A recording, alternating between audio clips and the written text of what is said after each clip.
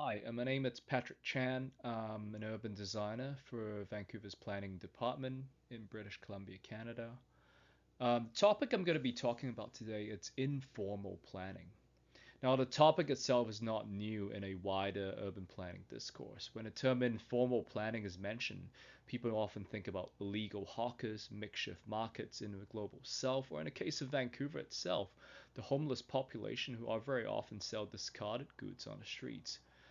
So when I tell people I'm working on informal planning, there are two general responses or questions. First, they'll ask, are you formalizing informal economies so as to better the lives of the precariat? Second question they ask is, it's informal planning really just laissez-faire planning where you let developers take over entirely and not care about anything? But I'm not really pursuing either of these routes, and I'll elaborate. But before I start, I want to point out how the word informal is intended for this paper.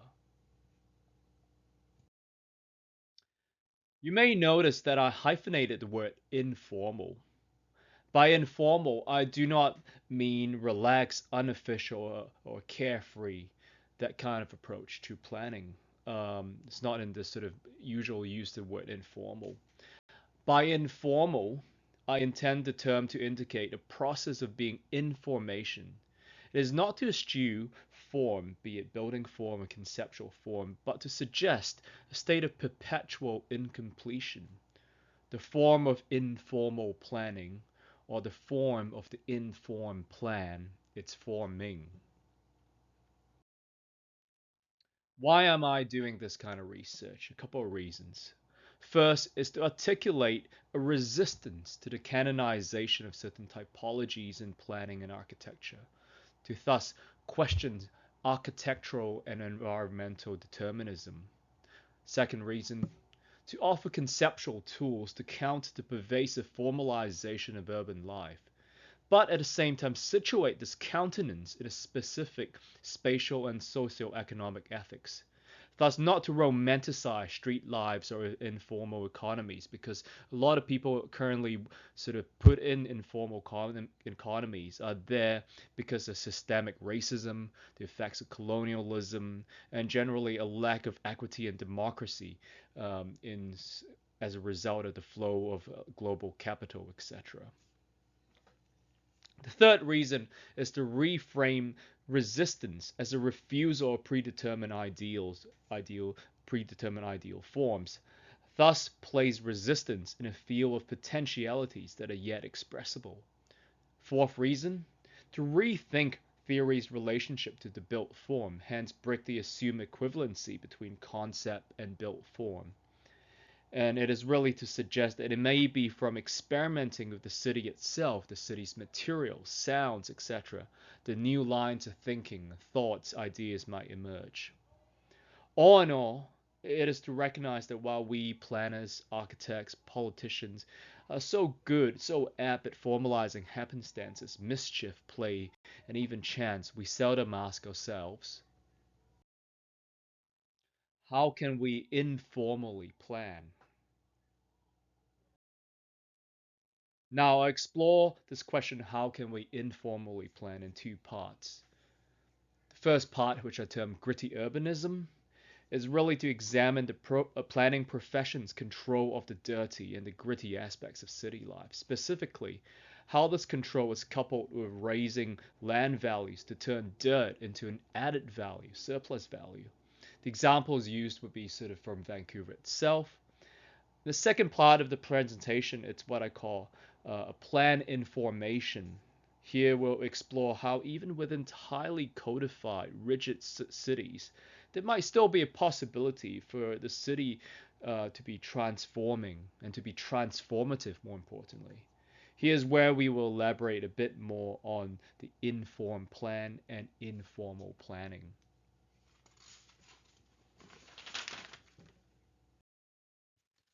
Part 1, Gritty Urbanism. Mainstream planning's formalization of the gritty aspects of city life often entails turning these aspects of city life into generalizable urban forms.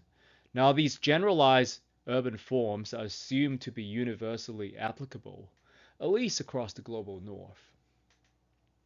In the act of formalization, a concept of what is good urbanism should be paired with an equivalent physical built form. The Vancouver Mural Fest, which you see in the slide, is an example of how what is traditionally considered gritty, dirty, unregulated, or informal is made into replicable urban forms. As the name itself suggests, the festival features murals on the blank walls, as well as street closures for live music performances, street games, and of course, co-designed sessions where festival goers can envision with city planners on what the future should look like. Although, as you can see from this slide, it seems like co-design is more like coloring because the street grid, the building form have already been decided. You can decide really what the cars and buildings will look like color-wise, but not much more. Now, of course, there's nothing inherently wrong with murals themselves. Murals themselves do not control the informal, unregulated aspects of city life. In fact, murals themselves, and this would include art forms like graffiti and tagging, are often used by marginalized groups to insert their presence against dominant society or dominant culture. They're used as a spatial tool, really, to blemish the planned, orderly city. The issue is not the murals themselves, but where these murals take place. Who commissioned the murals? And the longer socio-economic, political, spatial, ethical, and cultural impacts that follow things like the Mural Fest. The mural's location affects spatial justice. Now, for those of you familiar with Vancouver's geography, you know that it is unofficially divided into the west side and the east side that you see in green. The Vancouver Mural Festival largely occurs annually in the east side, particularly in Mount Pleasant and the Hastings neighborhoods, which you see contained within the red dotted line here. A bit about background about about the east side of Vancouver. The east side is historically lower income, with more visible minorities and indigenous populations. It also has many sort of industrial buildings, which offer affordable studio spaces for artists and musicians. And many of Vancouver's art movements actually started in the east side. These industrial buildings, the high ceilings and open floor plans are ripe for the real estate industry to create a little piece of Soho, New York, in Vancouver itself. It's really the perfect setting for the creative class that is seen to be able to rejuvenate any global city. The conversion of industrial buildings and low rent buildings into sort of residential lofts, artisanal bakeries and cafes, brew pubs, and so on and so forth, open plan offices for app developers mean land value will be heightened significantly. This also increases development levies and land taxes. And from a conventional city planning kind of perspective, increased taxes better fill the public coffer, right? When the public coffer is fatter, it means it's got more money for public amenities and infrastructure. This in turn, with better amenities and public street works and stuff like that, can attract more investments. Economic growth will gain much more support also from mainstream factions of the city council, the real estate industry, and as well as built environment professionals such as architects and planners. The Vancouver Mural Fest is really the marketing piece needed to make gritty urbanism, the dirt and grime of the city, make that attractive for investment. So it collects aspects of urban life that can be readily transformed into ready-to-use urban typologies that are replicable throughout the developed world, at least replicable throughout Vancouver itself. And one can actually already see these kind of state-sanctioned street activations and activities from Singapore to Sydney to Shenzhen. Gritty urbanism takes what might be once considered kind of improper, dirty, or considered unregulated, and then reproduces them as part of this new good urban design canon. Murals, back alley DJ parties, street food and games are no longer unplanned events, but now have become kind of highly curated urban typologies aimed at rejuvenating the neighborhood. Now, a bit of a side note, as you can see from this sort of web page screenshot from the Mural Festival, the festival itself is partly sponsored by various real estate developers that are shown in the dotted pink squares there. Okay, so now back to the gritty urbanism itself, and what you see here, it's the Belvedere Hotel in Vancouver, Eastside Vancouver.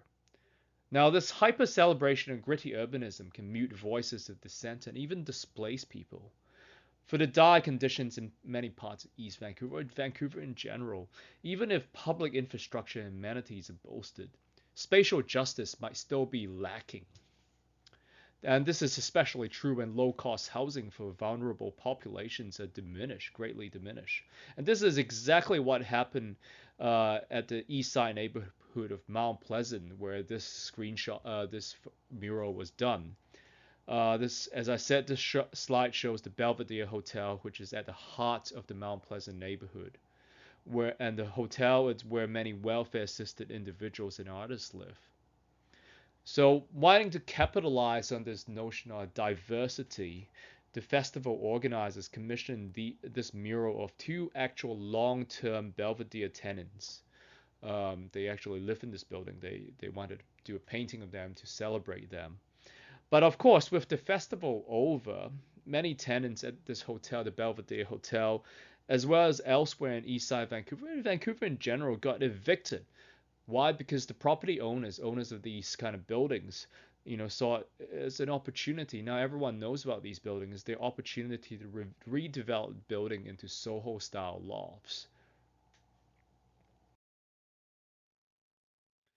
So, the question of who is excluded is important.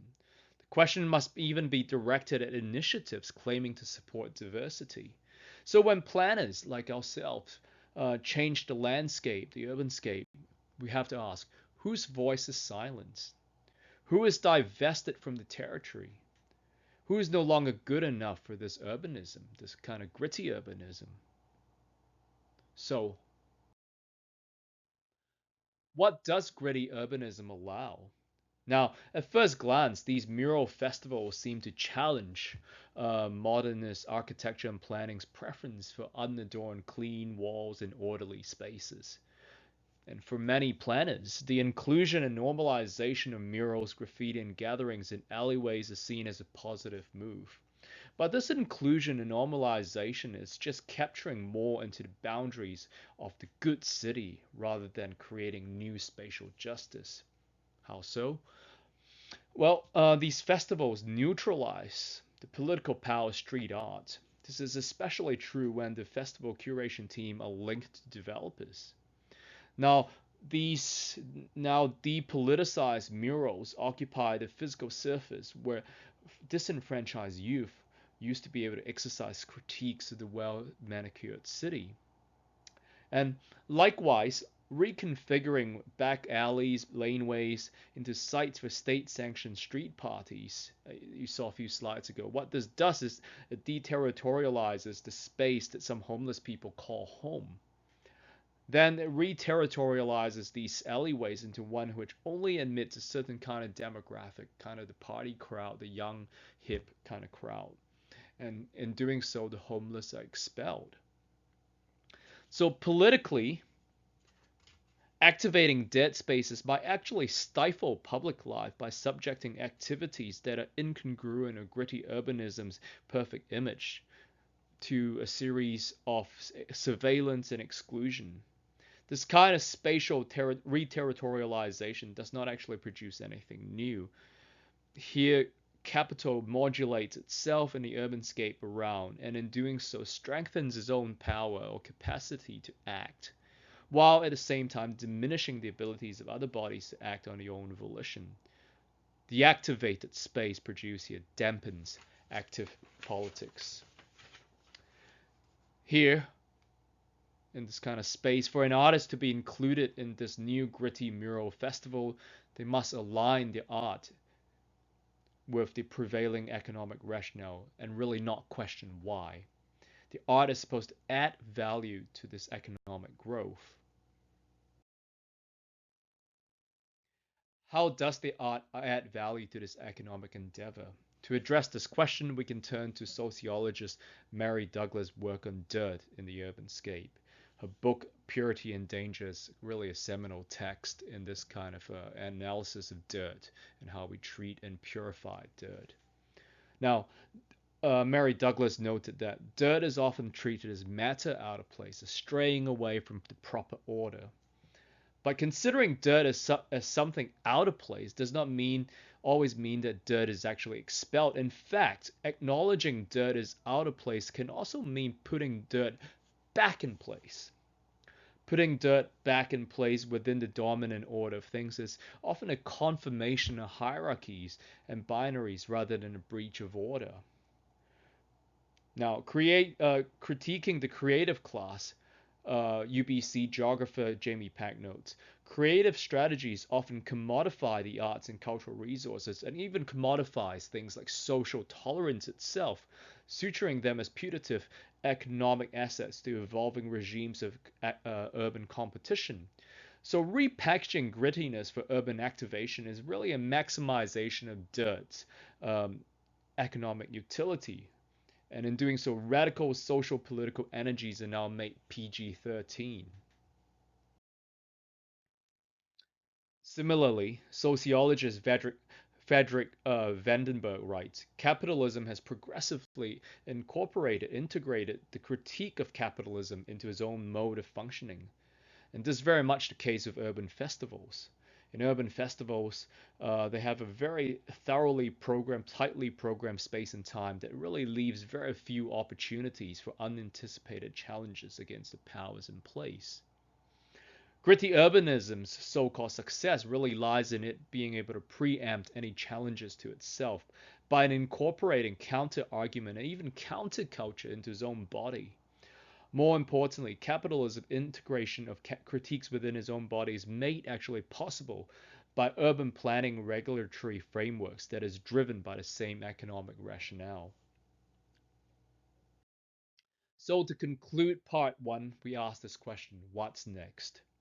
Now, in asking what is next, there is that danger of appealing to a pre-established space and time that assumes absolute resolve. This idealized space and time can often be formalized as paradise lost or paradise to come. However, this space and time that's idealized still functions within a determinist framework, which carries a belief that certain urban forms will carry corresponding social values and cultural values.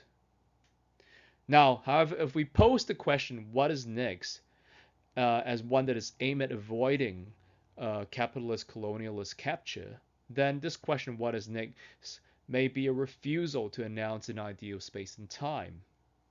It's an undetermined sort of next. Resistance may be treated as imminent to the recomposition of the city's material rather than a deference to space and time outside of what lies in the city's infinite transformation. In section 2 or part 2 of this presentation, we'll explore some conceptual tools we can use, can create and use as resistance to this gritty urbanism. Continuing with this notion of recomposition, we might perhaps begin part 2 of this presentation with a quote from Foucault. Power relations are mobile, he wrote. Power relations can be modified.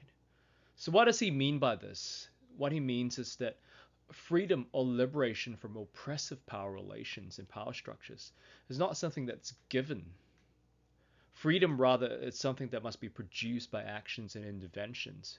Freedom is not found in something that's outside of this world. Rather, it's the remaking of conditions and relationships in this world, recomposing this world, that one becomes free.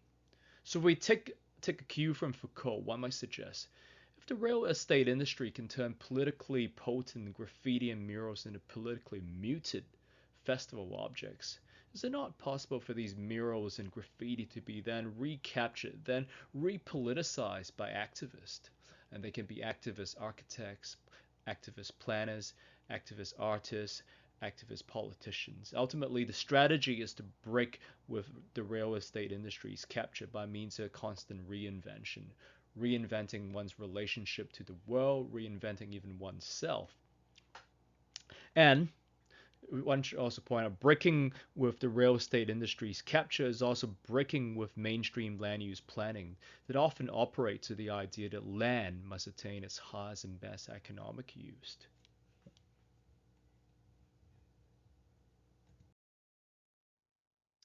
To ground our resistance to gritty urbanism, the question how to modify power relations can begin to include other questions, such as what power relations created gritty urbanism's economic utility, and what new relations arose from gritty urbanism?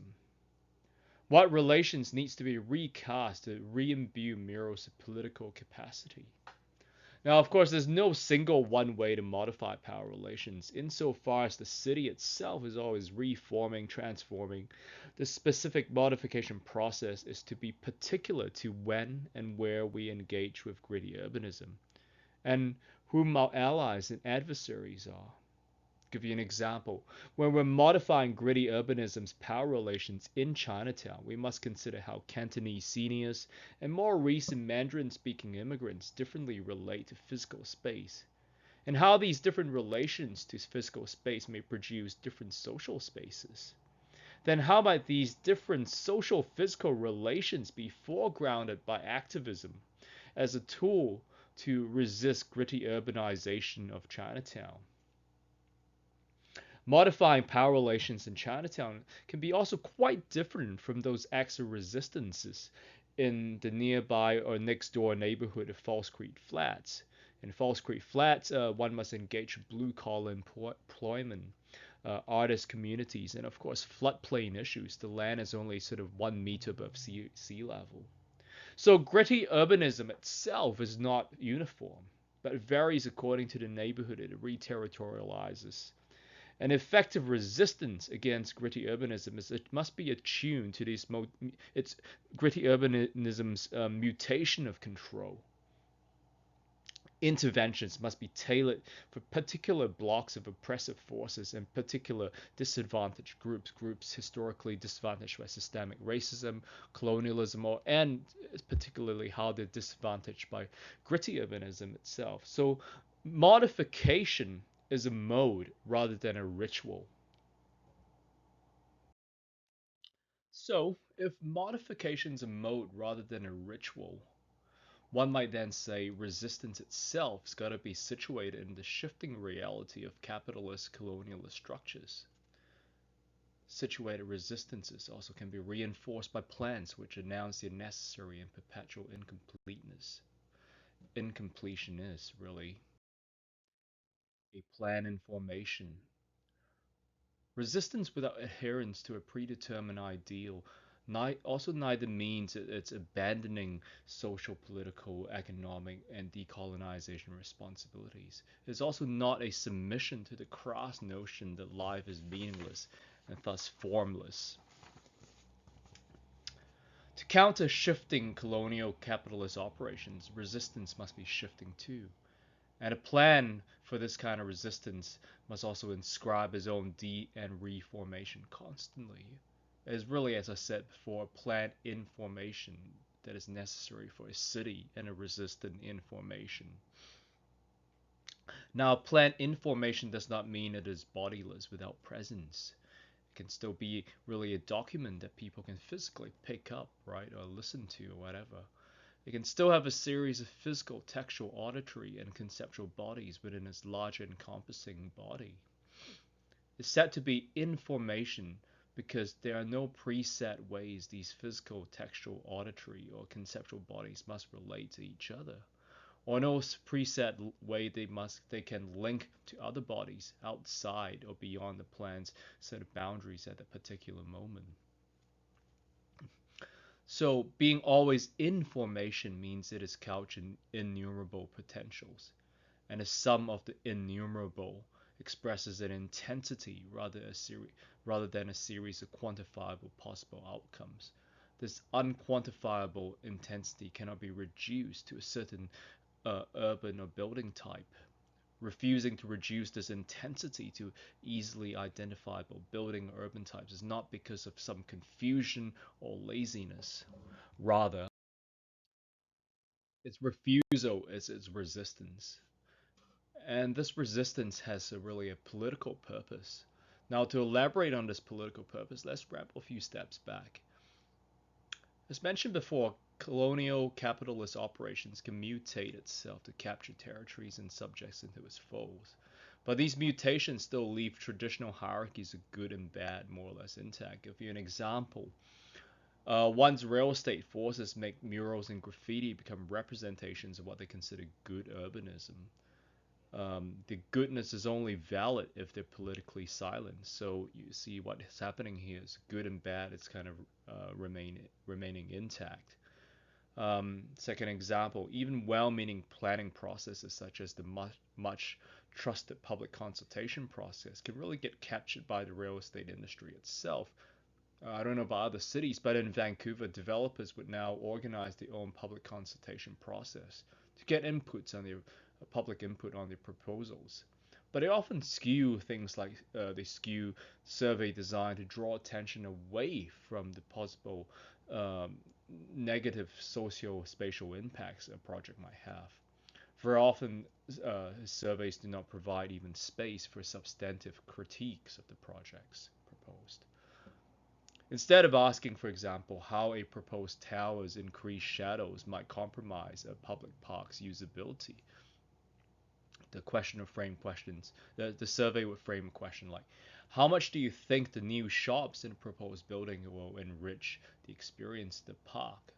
Nowhere in the survey does it provide opportunities for respondents to comment on the impacted park or even the possibility that this new building might displace low-income people that might live on the subject site currently. Hence, why we say refusal is a resistance. By refusing to commit to an ideal or easily identifiable kind of urbanism or urban form or building form, it becomes a strategy to avoid the real estate's capture. Like when you don't have something that you can clearly present as what you are wanting to do or what you represent, then no one can actually capture you. And this refusal, perhaps, is not unlike Herman Melville's character Bartleby, who responds to his boss, "I would prefer not to," when Bartleby is asked to work. Bartleby's preference not to does not indicate he has another preference. His is a radical refusal in that he has exhausted all the predetermined, readily imaginable choices offered to him to choose A, B, or C. What remains for Bartleby is that which cannot yet be imaged. In his refusal, the predetermined choices, A, B, or C, extinguishes themselves, and in this dissipation, what remains really becomes a potential energy containing innumerable yet describable outcomes.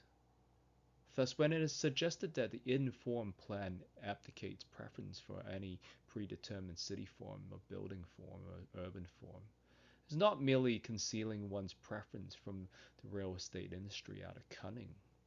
It is to genuinely not harbor preferences or create preferences, at least not in advance of actually experimenting in the city's varied shifting material and shifting landscape.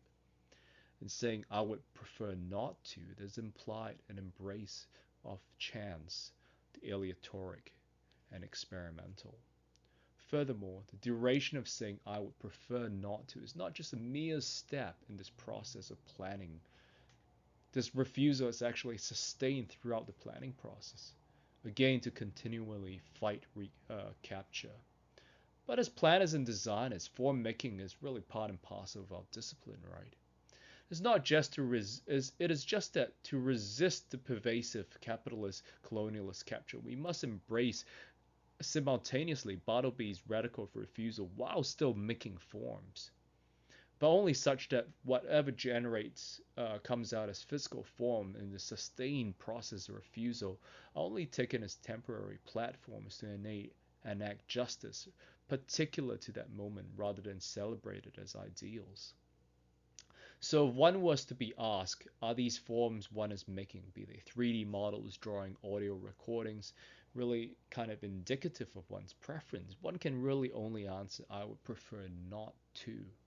Each line that's drawn, each hatch that's sort of put in, each suggestion of volumes contributes to that growing, intense, massive potentiality, that potential energy. With this refusal being a continuous undercurrent, it would mean that even if one can reclaim and repoliticize the murals to act against gritty urbanism, the mural form itself must not be reinstated as an ideal political form. Repoliticizing the mural may not be to reproduce the same kind of mural. What's produced might be temporary murals that exist only on the internet, on your smartphone, on an app. It may be scaled models of the curated festivals itself. It may be a series of drawings. The medium is really kind of elusive. So what is happening? Its form is refused. Refusal becomes the form itself. And form, ultimately, whatever that's generated form can become a catalyst for a future refusal.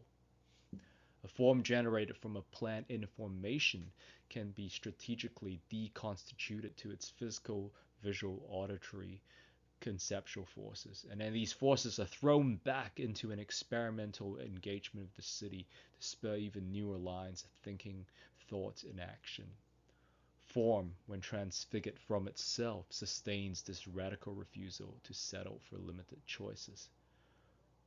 As I said, form is a catalyst for radical refusal and a catalyst for yet describable futures. The content and process of resistance is always situated in a shifting material reality. Within this changing material landscape, resistances may even resist itself. So more so than ever, a material engagement of the city streets, physical streets, this text about it, songs about it is important. A resistance to and a liberation from specific oppressive blocks of forces must be grounded and in fact begin in those particular parts of the city where the oppression manifests. So where you sort of fight oppression, location is really kind of important. And this kind of materially situated justice is important because what is just is not derived from a preordained set of codes. Justice is not about the good. Justice is not, it's really a matter of increasing the capacity to act, especially for groups that are historically and continually divested by capitalist colonial operations. Increasing certain groups' capacity to act does not guarantee everyone an equal participation because the assumption that everyone can equally partake in civic matters is really based on a assumption or misassumption of a level playing field. Strife and contestation are not discountable in enabling an increased capacity to act. Now, the image of the level playing field and a shared ideal shared territory really kind of disregards the reality that strife between ideologies and strife between territories really constitutes the city. The city is really a set of differentials. The city cannot ontologically and politically begin with a blank slate. Hence, resisting the and reterritorialization of those weaker by those who are stronger cannot begin by assuming and affording everyone the same level of representation. Here I'll give you another example. Take the public consultation process again. In the public consultation process, people are encouraged, everyone's encouraged to write to the planning department to state the concerns. However, those living precariously are less likely to respond to these public consultations due to a variety of factors such as lack of internet access, simply not being able to take time off the multiple shift to go to attend these consultation sessions, language barrier, age barrier, etc. Moreover, at a high level, a government that's often reliant on development levies to build public infrastructure is also less likely to reject projects that can boost the tax base. Thus, a standard public consultation process may not actually gain weaker groups a greater capacity to act or speak. It may even cast them as a hindrance to progress at worst and probably called NIMBYs. So gaining greater capacity for one weak group to speak and act may then involve that one group resisting against a stronger group. And supply is also helping them gain capacity to act. One must be supplying these weaker groups with specific tools and platforms. This is to help them articulate the voice, articulate the choice of word, but also articulate the tenor in a field of transformations. Now, not advocating a Hobbesian war of everyone against everyone, but creating ways for some long term disadvantaged, historically disadvantaged groups to gain more capacity to speak and act. It may be strategic to maintain strife and maintain contestation between groups and territories. Sometimes the gaining of capacity to speak requires a distinct space rather than sort of typical shared territory. After all, as philosopher Chantal Mouffe reminds us, compromises are always temporary respites. Following Mouffe, we may suggest compromise as a temporary to which strife and contestation make up the propelling undercurrent. However, this is not the same as saying that territories that do not compromise to form some sort of ideal shared space are trapped in an unchanging relativist position. Intersections between groups and territories, even if no lasting union is produced, can still see these individual territories folding in the forces of another territory to transform its own body. And sometimes this transformation might help them gain more capacity to act. So strife is more than animosity. Strife can actually work to help some group gain capacity. The intersection and transformation of groups and territories, whether they change separately or jointly, again brings to mind Foucault's quote that liberation is produced and not given.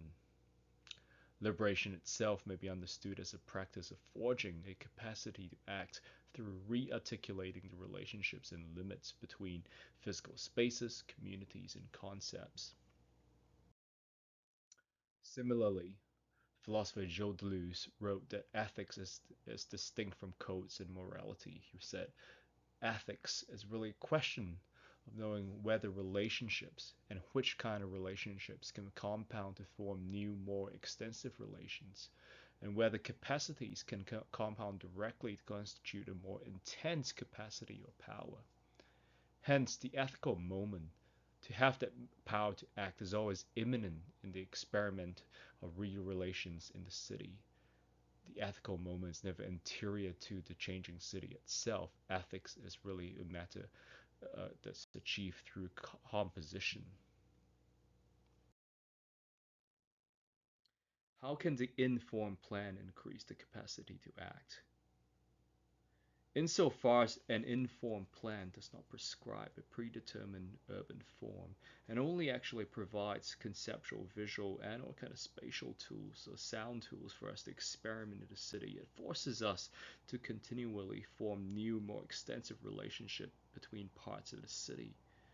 The informed plan really has no checklist to determine completion.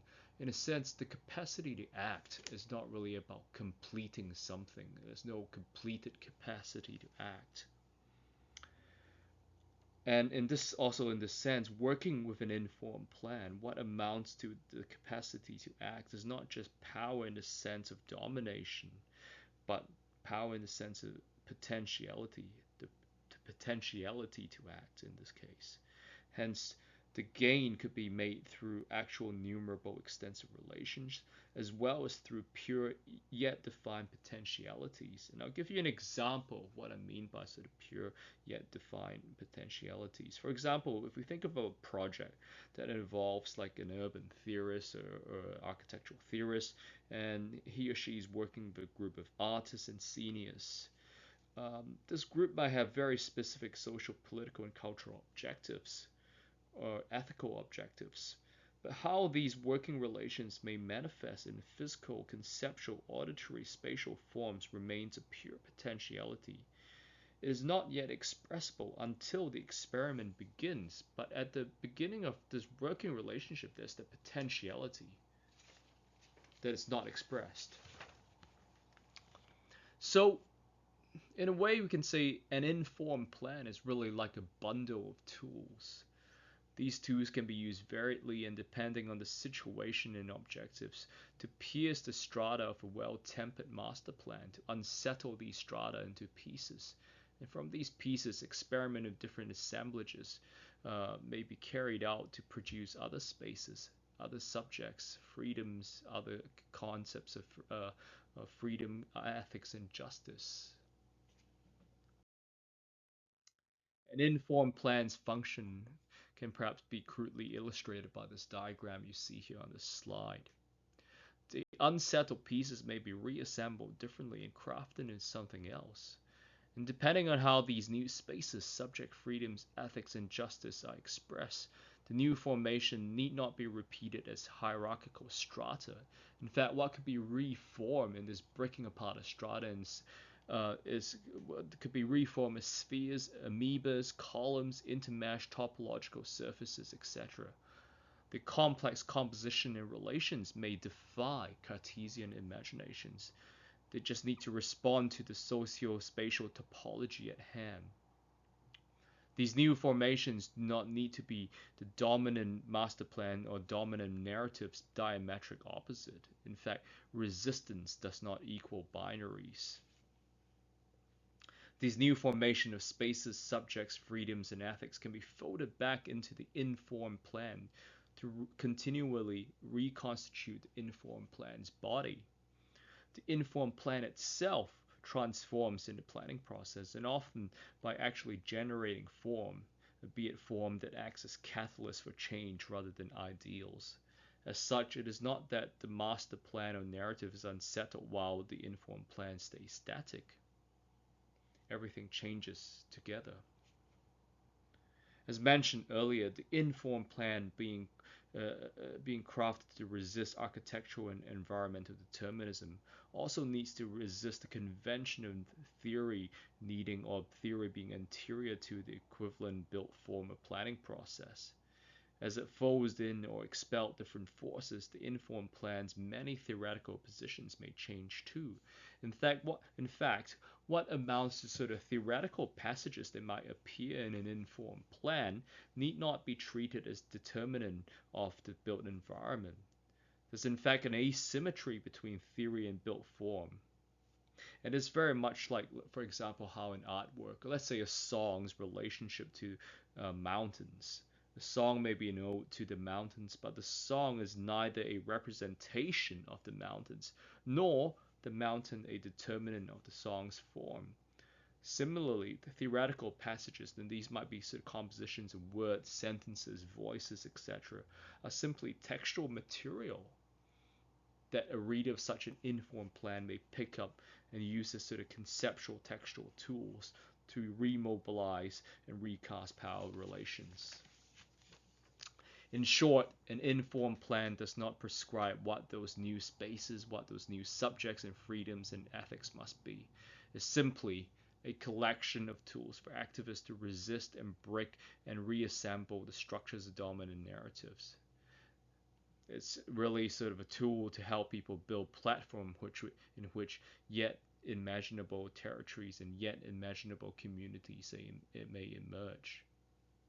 Now, by its nature, as a body in transformation, the task of describing an informed plan's function and form can be an endeavor without ends.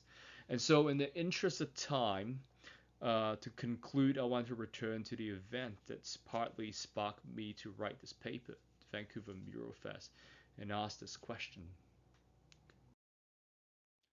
How can the Vancouver Mural Festival be unsettled to produce spatial justice? What forces form the Vancouver Mural Festival's well-composed, well-tempered strata? What forces sanctified its highest and best economic use dictum? What textual, conceptual, visual, spatial, political tools are needed or needs to be created to unsettle these strata of the Vancouver Mural Festival?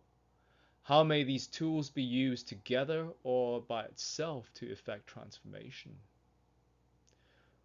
What tools are necessary to help these new spaces and subjects that may emerge avoid the real estate industry's future capture? And with that, I would like to thank you. I look forward to you adding questions to the list. Uh, and also look forward to your criticisms, and ultimately also look forward to your collaboration to keep the plan in formation. You can contact me. My contact's on the slide. Thank you once again.